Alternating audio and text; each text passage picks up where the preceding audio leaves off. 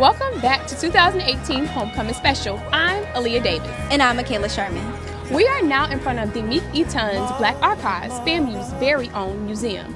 As we mentioned earlier, FAMU is rich in history, and we want you to join us on this journey.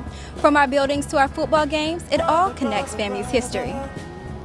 1968 was a very historic yet devastating year for the Black community nationwide. Kristen Thomas digs deeper into FAMU's very own heroes on how they thrived and survived during the Civil Rights Movement. 1968 was a year to remember in the United States.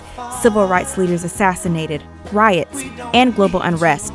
In Tallahassee, Fred Lee, a FAMU student and Marching 100 band member at the time of Martin Luther King's assassination, gives us his account. I was in the hospital when the disruption occurred in the community, when people were being brought into the emergency room, all kinds of injuries. It was devastating. National civil rights leaders are often honored for their work and sacrifice, but Florida A&M professor Dr. Janella McLeod says without local foot soldiers, certain goals would not have been realized. The Tallahassee bus boycotts, that's Wilhelmina Jakes and Carrie Patterson. You have Patricia Stevens-Dew and her sister Priscilla, who started CORE, and they are the ones who were leading the mission to integrate the lunch counters in Tallahassee, the Tallahassee theaters. And so these are regular, everyday students. The late Reverend C.K. Steele and former pastor of the Bethel Missionary Baptist Church held rallies and meetings in Tallahassee. His son, Henry Steele, and former protester, gives his thoughts on how far we've come. This place would not have been integrated back then. So this is one evidence of progress we've made. I'm Kristen Thomas for the 2018 Homecoming Special. It's so amazing to see Rattlers still persevering even during a pivotal time in history. Football has always been cherished by the university. That's right, even in 1968, the football team broke records that we can still praise today. Over 40,000 people were in attendance on a hot afternoon in 1968. Blacks and whites traveled from across the state to see Florida A&M take on Tampa University. This monumental matchup is historically recognized as the first time a predominantly white school played a game against an HBCU. FAMU head coach Jake Gaither orchestrated the contest. He sought permission from state representatives to play the white schools. After years of rallying and fighting for his team, they were finally given an opportunity by head coach Fran Searcy, who agreed to the game against the Rattlers. The actual contest turned out to be a thriller, coming down to the final play of the game as FAMU was able to do just enough to come out victorious 34-28. This win made two major statements. Not only could black athletes compete with their white counterparts, but it also showed that whites and blacks could both gather without an ending in turmoil. This great Rattler team possessed playmakers all over the field, from the great Bullet Bob Hayes to Willie Galmore, but there were few that could compare to the greatness of starting quarterback Ken Riley, who led FAMU to 3 straight conference titles. Riley also became a Rhodes Scholar while attending FAMU.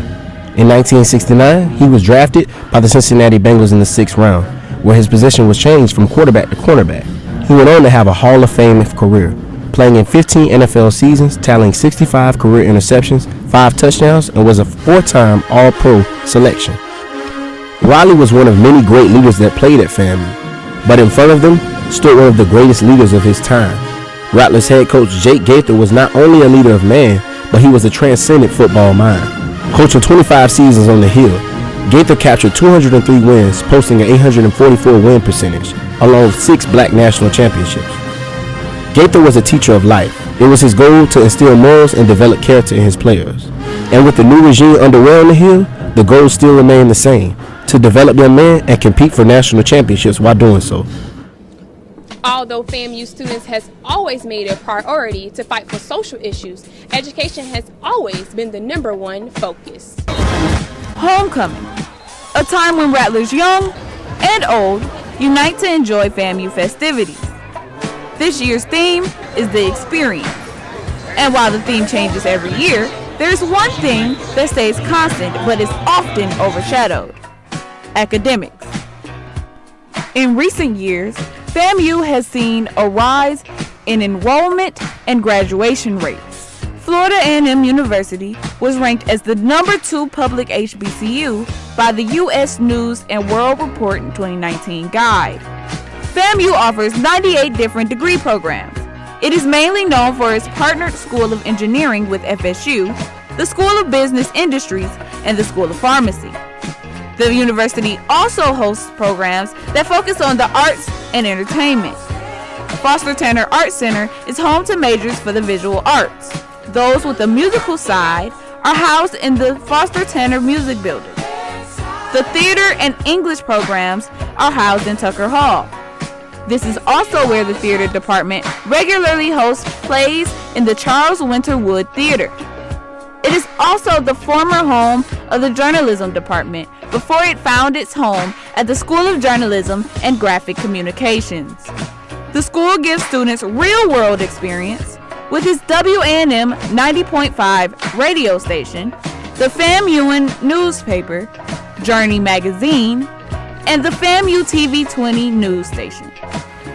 Students often take a trip to a bustling Samuel H. Coleman Library to study and complete assignments. By doing this, Rattlers prove that they can hit the books as hard as they hit the scene. Knowing how incredible this HBCU is has always made me happy to be a Rattler. What about you, Michaela? Absolutely, Aaliyah. I couldn't agree more. Well, stay tuned as we continue to show you the rest of this homecoming celebration.